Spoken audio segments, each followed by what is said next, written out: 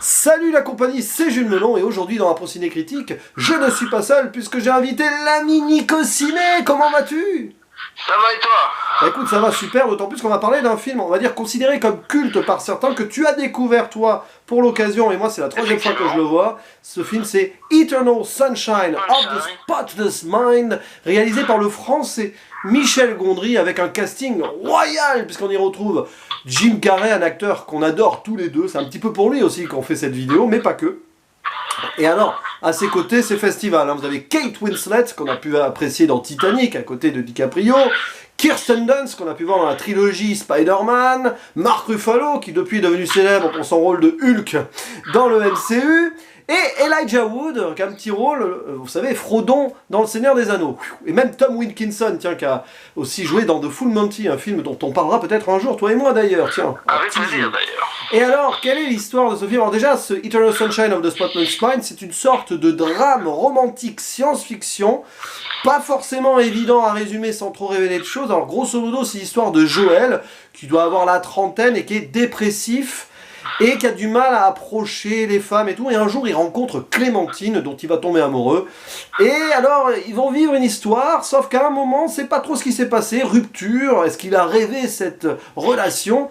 Il y a voilà, il y a une sorte de quelque chose qui va pas au moment du générique, après 10 minutes de film, et donc pendant tout le métrage, on va se demander si Joël a vraiment eu cette relation avec cette femme ou pas, et bien sûr on va jouer sur les souvenirs, la mémoire, et comme il y a un côté SF dans le film, on va pas en dire plus, mais vous imaginez que ça peut être complexe. Et justement, après un premier visionnage, mon cher Nico, qu'as-tu pensé de ce métrage pas évident à analyser comme ça, hein?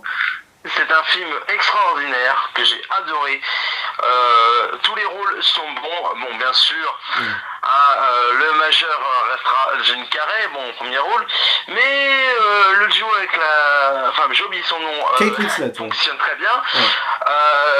Les seconds rôles sont très bons aussi. Donc voilà, c'est un film extraordinaire qui est émouvant. Par contre, le défaut, si vous manquez, non, allez, on va dire 30 secondes, voire une minute de film, vous risquez de vous perdre assez facilement. Ouais. Parce que faut vraiment être dedans. Donc parfois, je pense qu'un deuxième visionnage est nécessaire pour certains. Donc voilà, c'est un film extraordinaire qu'on m'a beaucoup parlé via un pote que j'avais vu il y a quelques mois. Et on peut évoquer également la super vidéo de l'ami Zoltan, que l'on conseille de voir également. Oui. Si vous avez vu le film, ce sera un plus.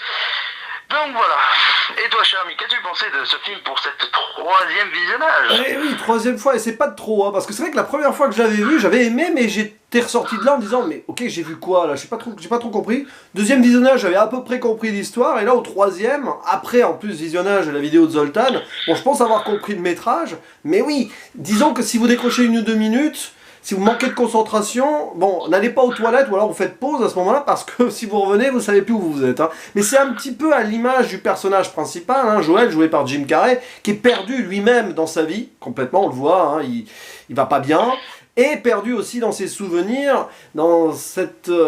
on va dire cette illusion de vie qui n'est pas forcément une illusion, alors c'est plus compliqué que ça, hein. Voilà, on fera une zone spoiler à un moment quand même, pour essayer d'expliquer.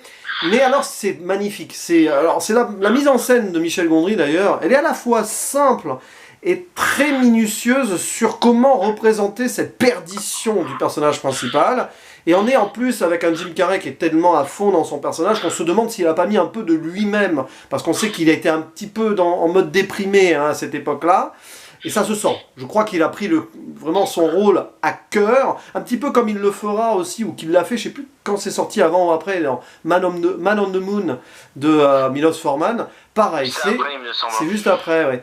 Mais alors, il est totalement dedans. Et puis alors, oui, tous les autres personnages, ce qui est bien dans ce film, c'est que, bon, il y a les deux personnages principaux, donc Joël et Clémentine, joués par Kate Winslet.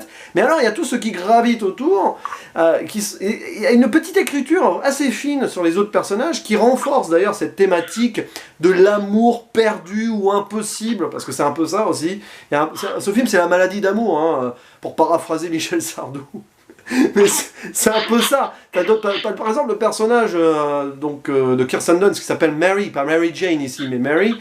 Et ben, elle est paumée elle aussi. Elle est amoureuse de son pote, là, Stan, qui est joué par Mark Ruffalo. Puis après du docteur, j'avais appelé le docteur Wilkinson, enfin Tom Wilkinson. C'est un peu nunuche, j'apprécie beaucoup en fait. Alors, son côté nunuche, c'est le côté naïf, naïf du personnage envers l'amour. Je trouve que ça rajoute un peu de poésie dans son personnage. C'est vrai, elle joue bien d'ailleurs, elle joue bien ce côté détaché des choses. Bah, c'est pas une mauvaise actrice, même si elle passe son temps à hurler dans la trilogie Spider-Man, c'est plutôt une bonne actrice. Ah oui. Et puis révélée très jeune, là elle était encore très très jeune, mais elle avait déjà au moins plus de 10 ans de carrière derrière elle. Hein. Et c'est bien, c'est parce que c'est d'elle d'ailleurs que vient elle avait 24-25 ans, si c'est d'elle que vient le... Surtout qu'elle sortait de Spider-Man à quelques mois près, il est sorti peu de temps après ou avant, je sais plus, celui qui est sorti la même année que Spider-Man 2.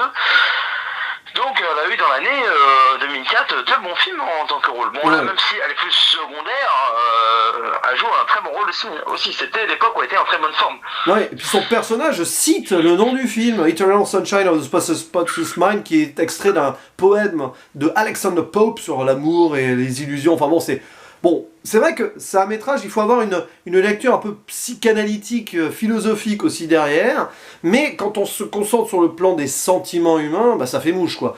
On est forcément touché par le parcours, c'est triste quand même, hein. Le personnage de Joel, il est très très triste, c'est pour ça que Jim Carrey le rend très bien, et on a un petit peu de la peine pour lui, je sais pas si tu es d'accord avec moi, pendant tout le film, on a vraiment cette compassion en fait, hein.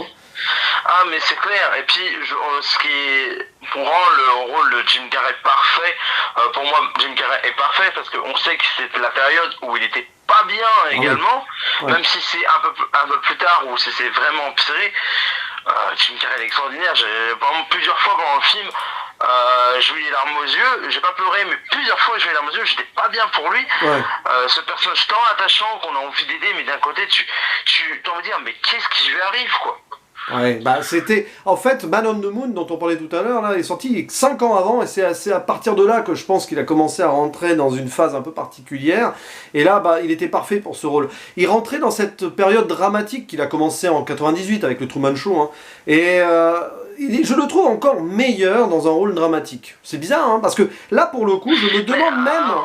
On va faire un aparté, je pense qu'on a déjà discuté en privé, ou je crois on l'avait évoqué dans un certain podcast, c'est que en fait il me fait penser un peu à Robbie Williams, c'est que tu sens que ces deux mecs qui font toujours les clowns et tout, mais tu sens qu'en fait derrière cette face cachée de clown, de mecs hystériques, rigolos et tout, tu sens que c'est des mecs dépressifs, et t'as l'impression, moi c'est l'impression que j'ai pour ce film, que Jim Carrey jouait un peu son propre rôle en fait. Oui, et d'ailleurs... Parce que tu le vois dans un moment, excuse-moi, hein, dans quelques moments tu le voyais rigoler et tout, mais tu sens qu'au fond de lui, il est pas bien, et c'est ça que j'ai trouvé très touchant, c'est que si on connaît un minimum l'histoire de Jim Carrey, tu sens qu'il est à fond parce qu'il joue son propre rôle dans la vraie vie. Mais c'est mon ressenti, bien entendu. C'est d'ailleurs peut-être son premier rôle 100% dramatique, parce que Man on the Moon, ok, mais il jouait un comique, donc bon, on le voyait faire des pitreries. Truman Show, on le voyait un petit peu décalé et tout. Là, franchement, à part un moment où il joue l'enfant, sans en dire plus, c'est du Jim Carrey ultra sérieux, hein. Il va pas faire de grimaces dans tous les sens, c'est froid d'ailleurs. Et puis alors, rayonnante, hein, Kate Winslet à ses côtés.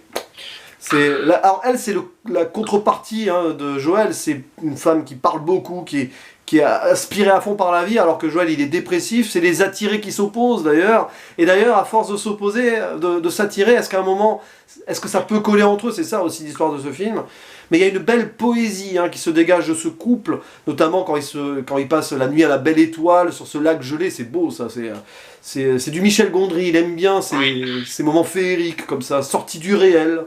Et je sais pas si tu as vu d'autres films de ce réalisateur, bon, j'en ai pas vu beaucoup de lui, mais il y a eu... Très peu, peut-être un ou deux. Il y a eu la série Kidding là, récemment avec Jim Carrey justement, donc il a coproduit et co-réalisé, donc c'est pour ça qu'à ce moment-là aussi, c'est vrai qu'on peut faire un petit parallèle, mais voilà, il y a une belle alchimie entre Kate Winslet et Jim Carrey aussi. Et puis bon, tous les autres personnages autour, bon il y a un peu le comic relief, il y a le duo de comic relief là, joué par Mark Ruffalo et Elijah Wood. C'est quand même, à un moment, ils font des trucs, enfin bon, on va pas en révéler, on en parlera en spoiler, parce qu'ils sont là pour une raison. Là, vous ne savez pas, si vous n'avez pas vu le film, vous ne savez pas qui sont ces personnages, mais à un moment, ils font n'importe quoi, alors que la situation est quand même un petit peu tendue. Donc c'est quand même assez amusant. Mais oui, c'est un film sur l'amour, quoi. À un moment, il y a un docteur il y a sa femme qui arrive et elle croit qu'il le trompe, qu'il la trompe. Enfin voilà, c'est un film sur l'amour et l'illusion et le côté désabusé d'ailleurs des relations, un peu. Alors c'est pas très positif, hein. Vous ressortez pas de là avec l'envie de vous mettre en couple particulièrement. C'est difficile. Vaut mieux pas. C'est pas un film déprimant, mais si vous n'êtes pas dans les bonnes conditions, vous n'allez pas ressortir de là avec le sourire. C'est pas un feel-good movie quand même. Enfin, après, tu peux y trouver de l'espoir. Il y a une conclusion plus en mode espoir qu'autre chose, mais quand même, c'est en gros, il faut se battre hein, pour l'être qu'on aime, clairement, c'est ça le message. Et puis je sais pas si tu as vu aussi dans la mise en scène de Michel Gondry où il joue sur... Alors c'est un film qui joue sur le temps, sans en dire plus. C'est pas du voyage dans le temps, c'est plus compliqué encore que cela. Mais on le voit avec la caméra qui va d'un côté et dans l'autre. D'ailleurs c'est là où Zoltan l'analyse très bien hein, dans sa vidéo. Quand il passe dans cette rue avec les enseignes qui se retournent parce que ça revient en arrière, rembobiné et tout, et puis alors des moments improbables où tu as deux scènes qui se mélangent, quoi. Une scène dans une maison, une scène dehors, il pleut dedans. Alors voilà, c'est pour ça qu'il ne faut pas se louper quand on regarde ce film, il faut être concentré parce que très vite vous allez vous dire mais qu'est-ce que c'est que ce truc? Qu'est-ce que c'est que ce truc? Voilà, est-ce que tu as d'autres choses à rajouter en hors spoiler? Non, je pense qu'on va rentrer rapidement dans les spoilers parce que y a tellement de choses à dire encore. Voilà, alors attention, spoiler, regardez le film et vous revenez ici après. Alors, pour expliquer, en gros, Joël, il n'est plus en couple avec Clémentine parce que celle-ci l'a effacé de ses souvenirs. On est dans une sorte de futur proche où une entreprise peut effacer les souvenirs de... Voilà, vous avez envie d'oublier quelqu'un qui vous a fait du mal, pouf, vous le supprimez de votre esprit comme ça. Ah, ça serait pratique. Quoique, le problème, c'est quel est le message du film aussi là-dessus. Peut-on vraiment supprimer quelqu'un de son esprit, surtout si on a été amoureux? Et du coup, Joël, il va demander la même chose, parce qu'elle se souvient plus de lui, il est hyper triste, donc il va demander à cette entreprise d'effacer ses souvenirs. C'est pour ça qu'on voit donc Stan, Patrick et le docteur et Mary Jane, enfin Mary du coup, pas Mary Jane, qui viennent chez lui. Parce qu'en gros, chez lui, pendant qu'il dort, on lui efface son esprit, et c'est là où ils font n'importe quoi, ils fument des pétards et tout. Et un côté humoristique improbable, décalé. Mais ça fonctionne. Oui, ça fonctionne d'autant plus que, alors là, c'est peut-être la facilité scénaristique quand même du truc, mais pourquoi pas. L'un d'entre eux, qui s'appelle Patrick, joué par Elijah Wood, sort avec Clémentine. Et c'est en entendant Patrick parler de Clémentine que lui, Joël, dans son coma, il se dit mais c'est pas possible, sortez-moi de là, j'ai plus envie de l'oublier, j'ai envie de la récupérer. Et du coup, il y a la réalité et les souvenirs, parce qu'on voit ses souvenirs, comme la machine efface ses souvenirs. Il se mélange en fait dans des souvenirs qui sont déjà effacés. C'est ça.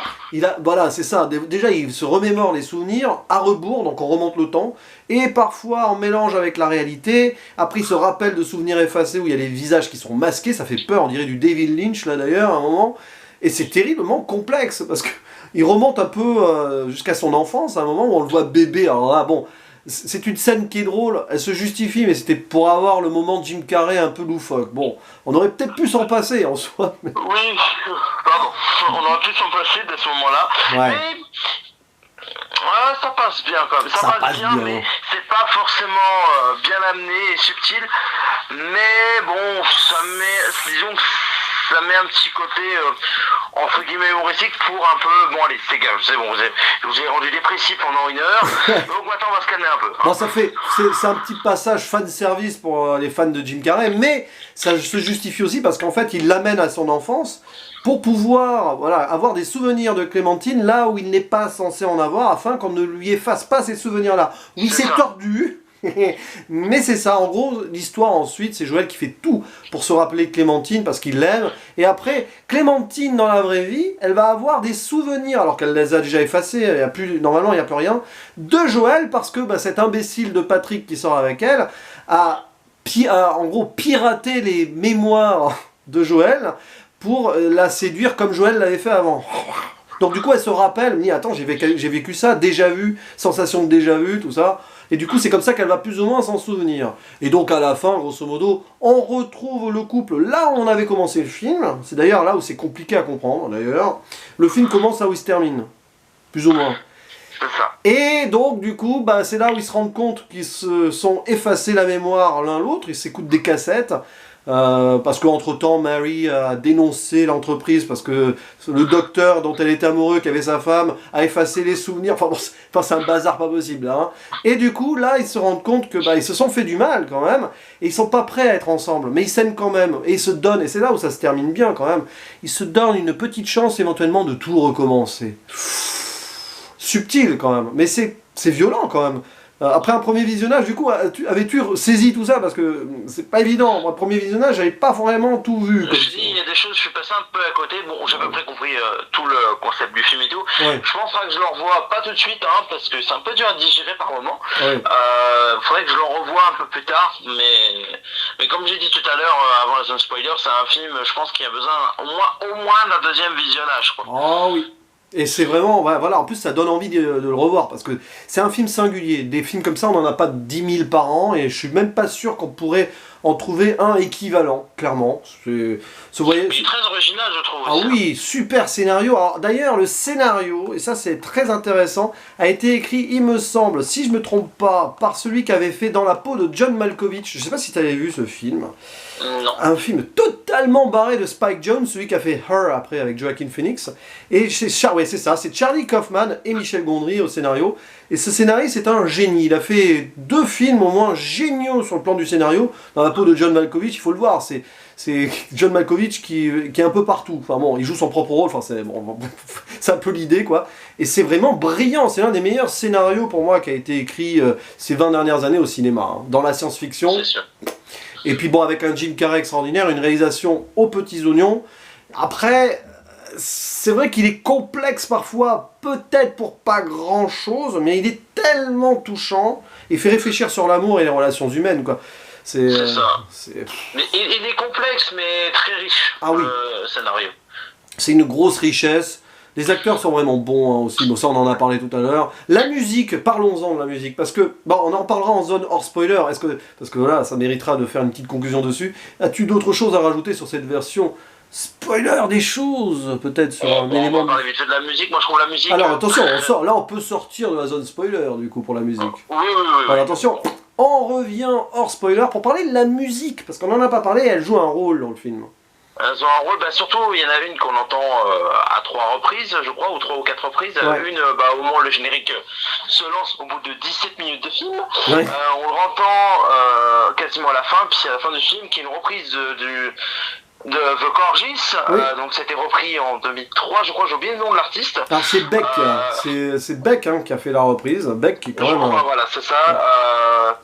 Puis il y a plein de musiques qui sont très importantes, et moi ce qui me plaît dans ce genre de film, c'est quand la musique elle est pas là juste oh regardez on a mis de la musique ça fait bien hein. Ah non, ouais. Là non ça colle, elle est extraordinaire également. Je sais pas qui a composé la musique. Alors c'est John Bryan qui est un artiste américain qui a fait la musique du Grand Bain, tiens par exemple. Oh bah tiens, comme c'est étonnant. Ouais, c'est marrant parce qu'il y a ce côté épuré dans la musique, un peu comme dans le Grand Bain, oui, c'est pas si étonnant que ça. Donc voilà, elle est assez importante. Et moi, ce que j'aime dans une BO de film, c'est quand elle apporte quelque chose à l'histoire. Elle est pas là juste, ah vous avez vu, c'est joli. Non, là, elle est vraiment utile. Ouais. Et c'est ça qui fait la force en plus du film, c'est une grosse qualité, quoi. Et puis, on pourrait aussi dire un mot, mais ça, pour développer cela, il aurait fallu revenir dans la zone spoiler, mais sans en dire plus, les décors, c'est génial, on passe d'un décor à l'autre comme ça. Ah oui, je pense que si vous regardez la vidéo de Zoltan, vous en saurez plus. Je mettrai le lien de la vidéo de Zoltan en commentaire épinglé, il faut. Parce qu'après avoir vu, en connaissant ce film et après avoir vu cette vidéo, foncez voir celle-là, parce que moi, personnellement, il m'a redonné déjà envie de le revoir, et toi envie de le découvrir, enfin encore plus, et il m'a donné un nouvel angle de lecture, qui m'a encore plus fait rentrer dans le film. Donc franchement, voilà. En tout cas, c'est pas loin d'être... Bon, on va faire notre conclusion maintenant. Que dirais-tu pour conclure sur ce Eternal Sunshine of the Spotless Mind? Alors, c'est un film extraordinaire qu'on m'a tant parlé, et je suis content de l'avoir vu, et puis la vidéo de Zoltan, une fois de plus, on se répète, me donne encore plus envie de voir ce film. C'est un film qu'il faut voir, qui peut être dur et compliqué pour certains, mais je pense que certains vont passer à côté pour ceux qui s'attendent à du Jim Carrey loufoque qui nous a habitués. Là, ce que j'aime avec ce film, c'est que Jim Carrey prouve qu'il n'est pas juste un clown de service. Et c'est là qu'on voit la richesse d'un acteur ou d'un comédien, c'est qu'ils sont capables de jouer plusieurs rôles. Et là, c'est ce qui nous fait Jim Carrey. Et voilà, c'est un film qui m'a touché, qui est merveilleux, mais qui peut faire mal. Mais en tout cas, voilà, c'est un film que je vous conseille. Et je vais mettre... je suis embêté, j'ai dit entre 8 et 9 sur 10 quand même, parce que c'est vraiment un film extraordinaire. Allez, 8 qui peut pencher sur 9, je pense, avec un deuxième visionnage. Bah, tu sais, moi, c'est marrant parce que je suis toujours resté à un 8 sur 10 et je sais pas pourquoi. Mais là, je suis quand même pas loin de monter à 9. Hein. Ça se joue à pas grand chose. C'est un 8 coup de cœur, quoi. C'est un grand film. C'est l'une. Alors, c'est pas forcément la meilleure performance de Jim Carrey en soi, même s'il est extraordinaire. Oui, c'est sûr, mais il est extraordinaire. Hein. Il est en retenue. Alors, voilà, attention, parce que du Jim Carrey dramatique, même dans le côté sombre, on l'a vu plus forcé que ça. Là, il est vraiment. Mais il est d'une justesse tranquille. Bah, en même temps, il joue vraiment un dépressif ultime quand même. Hein. C'est pas joyeux. C'est vraiment très bien, quoi. Et c'est une fierté parce que Michel Gondry est un réalisateur français qui a réussi à Hollywood avec ce scénario-là. Après, malheureusement, depuis, il a eu plus de mal, à part la série Kidding, hein, que je vous conseille. Hein, 2 saisons avec 10 épisodes de 25 minutes à chaque fois, donc ça se fait vite. Hein.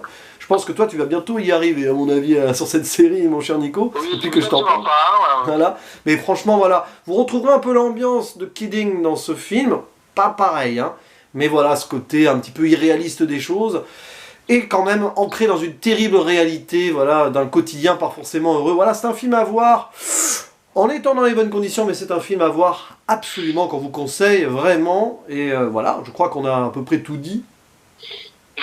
Effectivement, oula, je me perds dans mes mots. Et voilà, on est tellement touchés par ce film. Et encore, on aurait pu disserter encore plus longtemps, mais bon, on vous laisse le loisir de la découverte totale et n'hésitez pas en commentaire à réagir si vous avez aimé ce film ou si vous voulez le découvrir. Voilà, il ne reste plus qu'à dire, comme d'habitude, le mot de la fin, le fameux à la prochaine.